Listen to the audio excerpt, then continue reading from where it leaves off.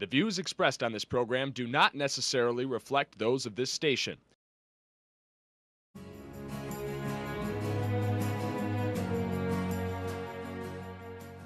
Welcome to Insights into Northeast Michigan, a WBKB News public affairs program. Insights deals with the issues affecting those in the community, as well as Northeast Michigan and the state. And now, Insights into Northeast Michigan.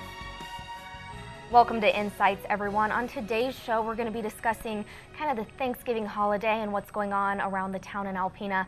So for my first guest, I have Randy McCauley, who's the director of the St. Bernard's Friendship Room. How are you, Randy? Good, thank you for having me. Appreciate it. Now, first off, can you just tell me a little bit about the Friendship Room? What do you guys do? Well, the Friendship Room is part of the Alpena Community Soup Kitchen. We serve 6 nights a week, Monday through Saturday. Trinity Episcopal Church serves Sundays, so all 7 days of the week, evening meal is covered. Okay. And this particular soup kitchen here, otherwise known as Alpena Soup Kitchen, has been in existence for 26 years. So this will be the 26th Thanksgiving dinner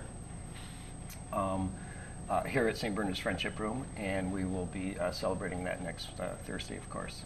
Now, on a daily basis, because do you serve 365 days a year? We serve every Monday through Saturday. Doesn't matter, holidays included. We just don't serve Sundays. Episcopal covers that. And on a regular day, how many people in the community do you serve? Well, right now we're averaging about 90 bodies a night.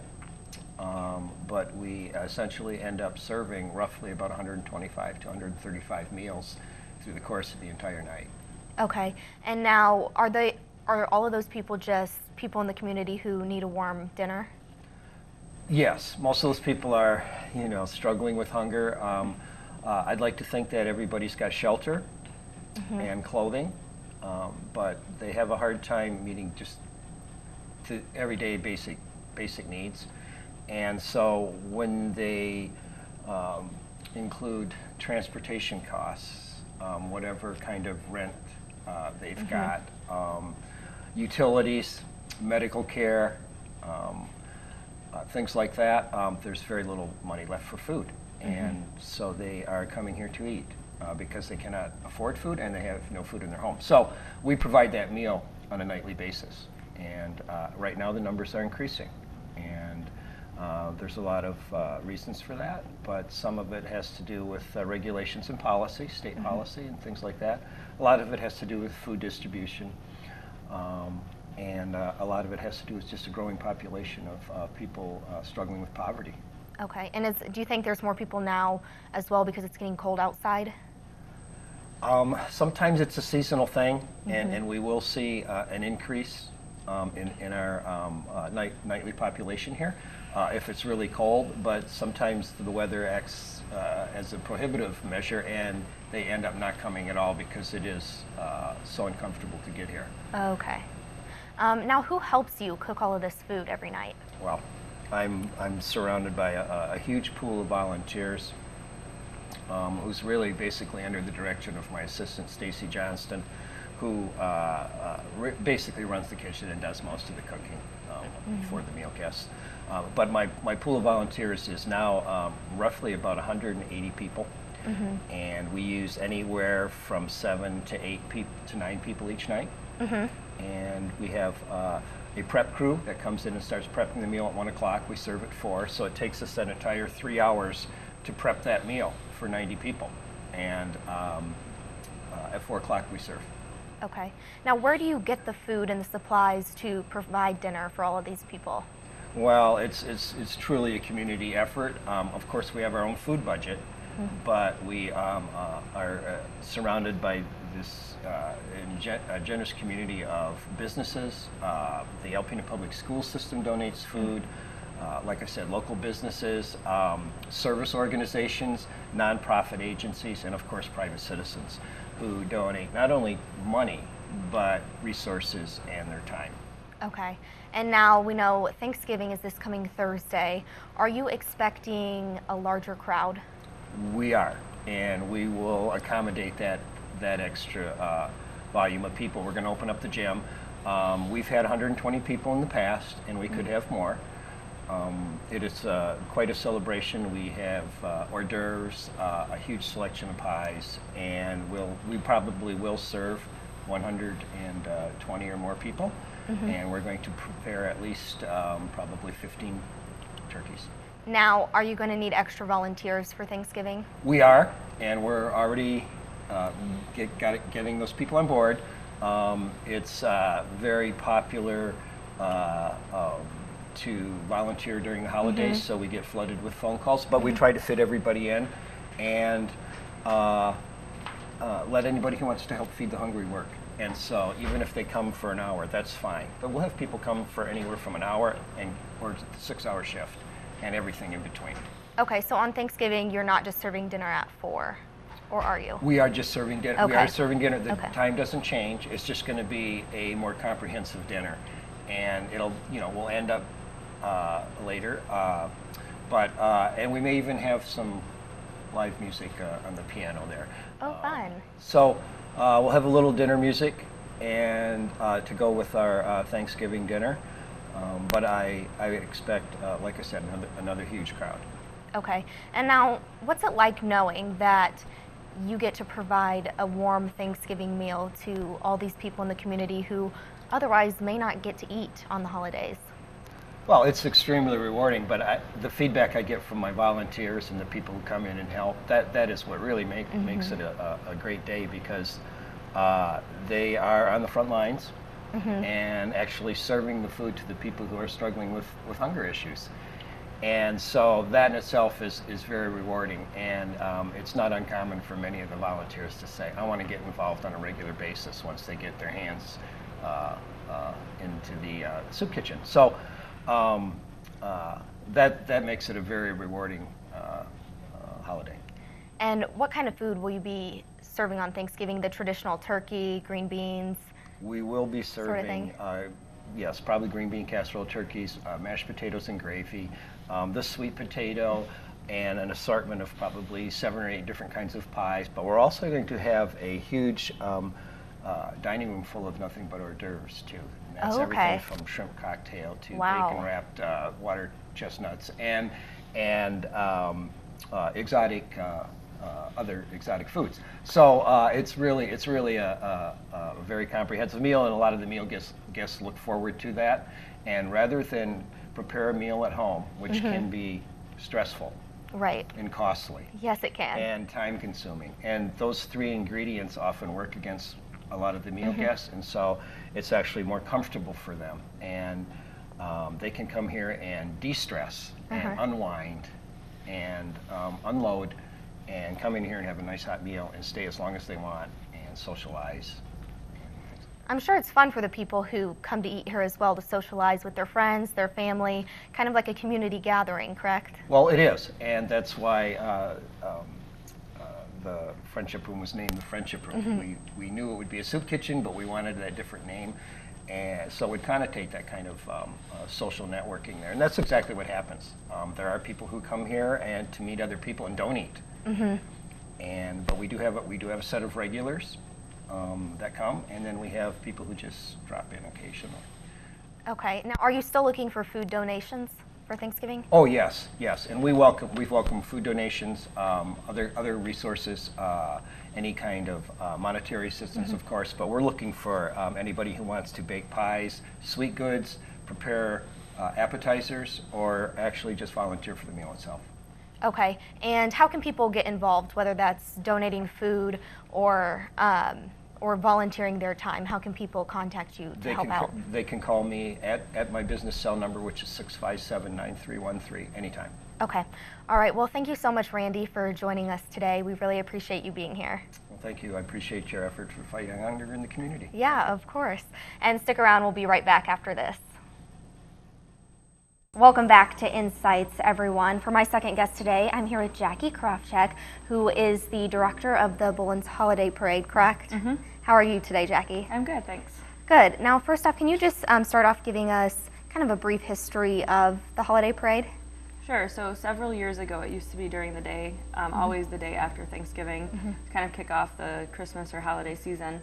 And they had decided at that point, and I wasn't here then, but to change it to an evening parade. And once they did that, the popularity of it just skyrocketed because it's so gorgeous to watch all these lighted floats go down the main streets in downtown and in Alpena. And people just really enjoyed it. It really set the spirit of the holidays. And so you said it was about 5 years ago when they switched to the night parade? It was longer ago than that. I don't know. It was several years ago. Okay. And so do you know when it first started, actually, the parade, even in the daytime? I don't. Okay. So it switched to a night parade now. And now what kind of floats will we see in the parade? Well, this is a really impressive parade. I mean, we have people that come from all over to watch it because people put so much effort into their floats, and our sponsor, Bullen's Jewelry, actually gives nonprofits a construction fee to help them pay for, to put additional lights or music or whatever onto their floats. I know what a lot of the floats look like, but I'm not allowed to say because they're very competitive and secret. But there are some very impressive floats this year. I know we've talked to several people who have floats in the parade, and they all do seem to be very secretive. They are, yes. Well, because it's a competition, and so there's commercial and non-commercial divisions, and they don't want their secret to get out. Plus, they're all very, very proud of what they do. And now the commercial floats, that means businesses in the community, correct? Yes. And then the non-commercial, so that's anyone can come and sign up to create their own, right? Yep, anyone, a family can do it. We've had neighborhoods do it before, and then also any nonprofits are also considered non-commercial. Now, what do people get if they win? Well, there's cash prizes, and then there's also trophies, and I almost think the trophies are what people really want instead of the cash. Yeah. It's like kind of bragging rights. To say, look, I have the best float in Alpena. Yes. We have one business that has kind of won the trophy for several years, and they're challenging people to knock them off that reign.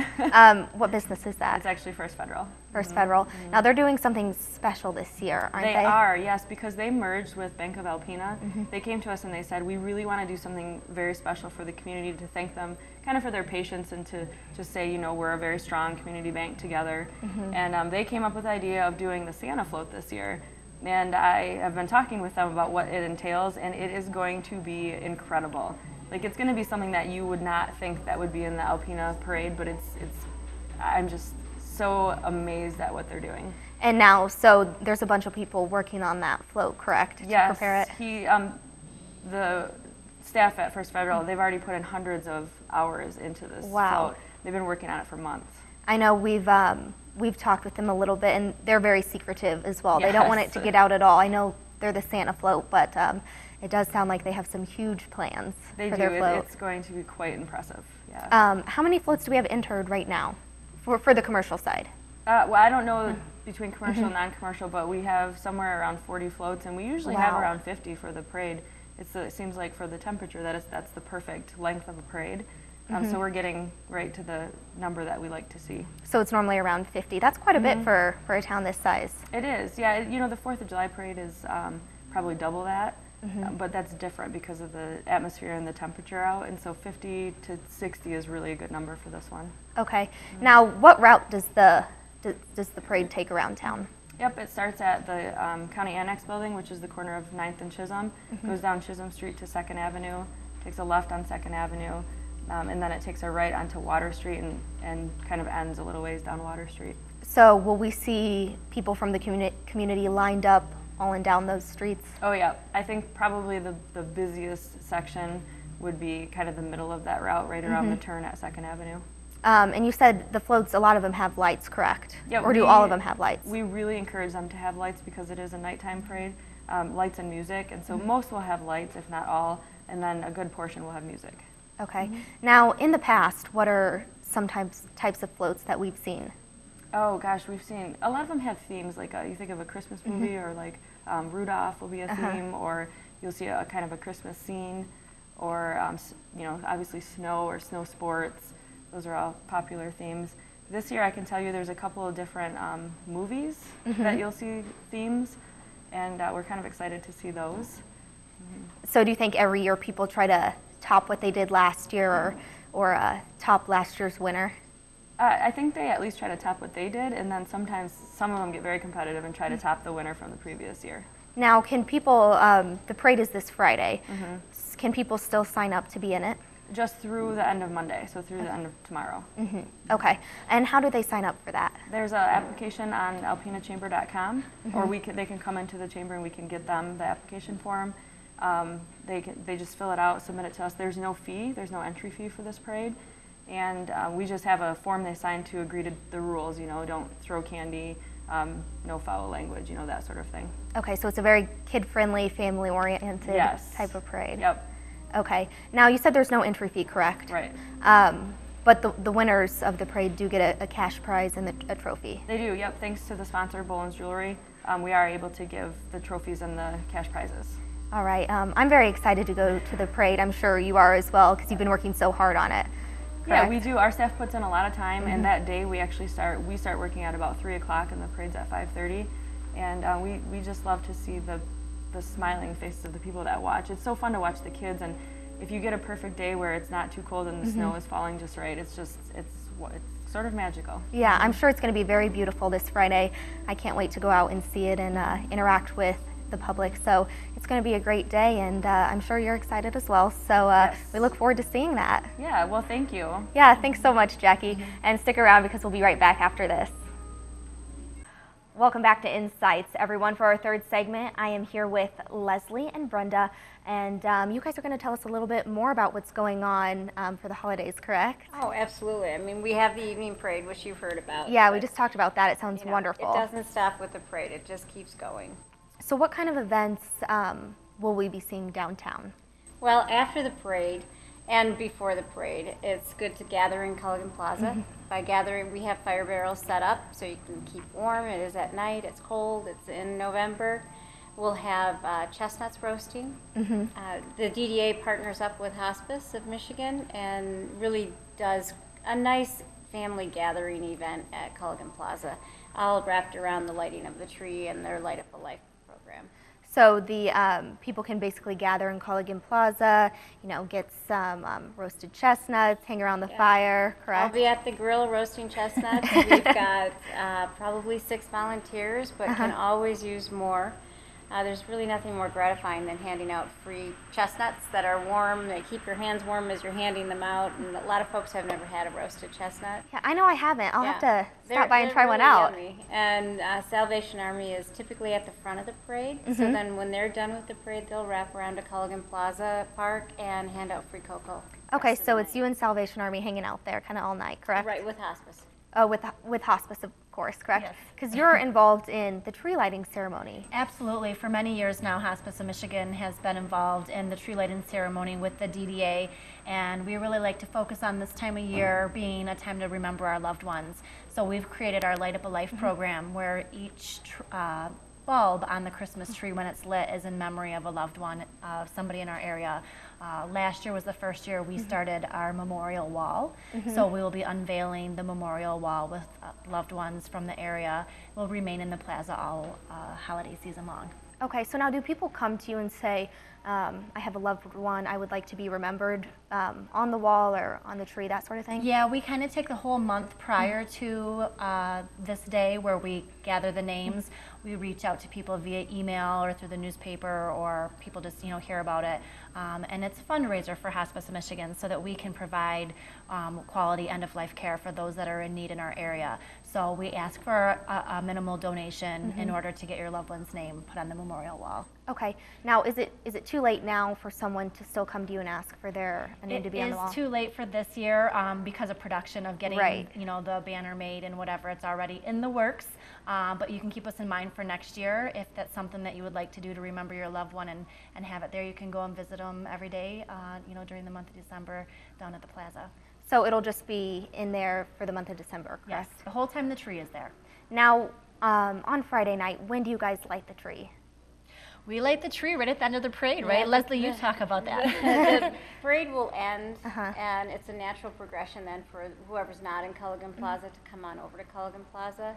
We wait for it to settle down a little bit, and then we allow Wayne from Boland's Jewelry, who Boland's is the sponsor of the sponsor. parade. He comes and hands out the award. Previous to that, we have Donna Russo, who does some great music beforehand.